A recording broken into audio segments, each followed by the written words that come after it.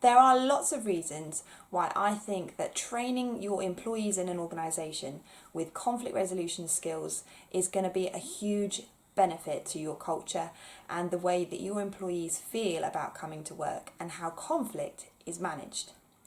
I've also supported with organisations training internal mediators within very large organisations. So I can see that there are a number of benefits.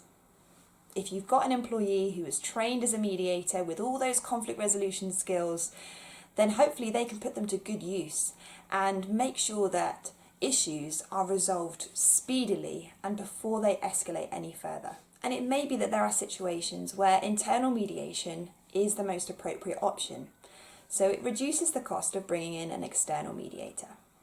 But I also think it's beneficial for the culture in general for people to be trained in conflict resolution skills.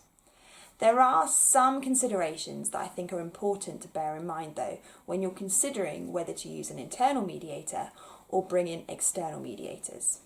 ACAS have put out some guidance around using internal or external mediators. Firstly, they suggest that for smaller organisations, you bring in an external mediator. In a smaller organisation, it's going to be difficult to find someone inside the business who can be totally neutral and doesn't know one or both, or more, if it's a team mediation, of the individuals involved in the mediation. And it just helps to create distance for them, for both the people taking part in the mediation and for the mediator themselves, regardless of how skilled they are at mediating. ACAS also suggests that in large organisations, internal mediators work well for the same reason if they are so far removed that they aren't going to know the participants to the mediation. From my experience, people really open up about their personal lives, perhaps even about their views on the company or individuals within the organisation. And so it's going to be very difficult for them to open up if they feel like they're going to bump into this person at any point in their career and that they've got this background knowledge of them, even if they manage to keep it confidential. ACAS also suggests a number of considerations to bear in mind, regardless of the size of the organisation, where you might prefer to bring in an external mediator. Firstly, conflict of interest. Perhaps you're in an HR role and you may be involved in a disciplinary or grievance procedure with them later on down the line. It's not ideal if you're in that position to have taken part in a mediation with them and are meant to be in a role that is completely neutral. They also suggest considering an external mediator if those involved in the mediation are senior leaders.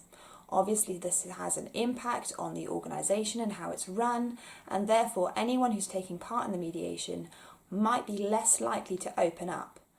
They also suggest bringing in an external mediator if the internal mediator you have in your organisation is very busy and may find it difficult to take time out of their week to facilitate a mediation process. Delay in resolving conflict often does not reduce the conflict. Things tend to escalate when enough time has passed. They also suggest that you bring in an external mediator if it's a particularly sensitive situation, which is understandable because trust is vital in the relationship between the mediator and the participants. So if it's a sensitive topic, they may be less likely to open up about it if they know that person is part of the organisation. And I would add a few from my own experience in terms of deciding whether or not to bring in an external mediator. Firstly, that would be if someone is demonstrating that there is a lack of trust in the leadership or the organisation in general.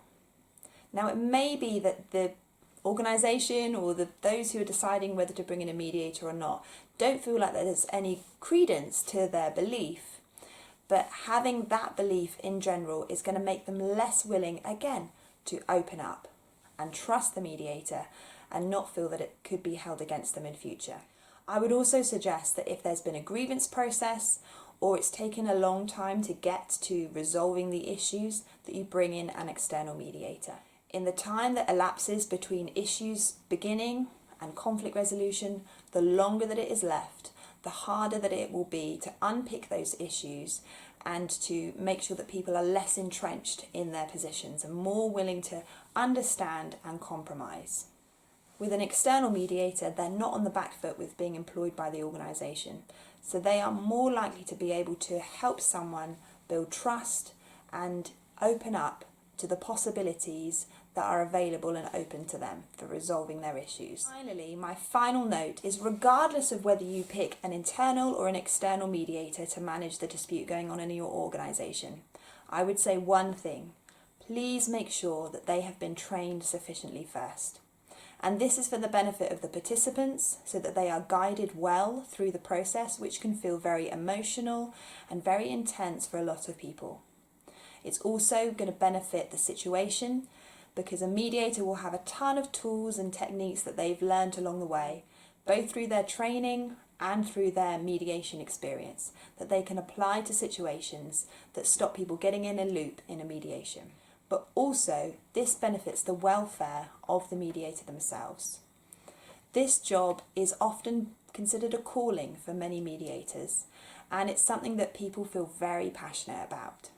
But it's also one that requires a good amount of self-coaching, reflective practice, and looking after your own well-being, because you're dealing with a lot of emotional baggage and tricky situations.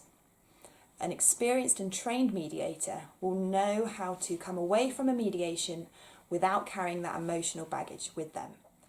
If someone is not trained, then it's much more likely that they're going to take the emotional baggage of the situation with them, and this could have a significant impact on their well-being.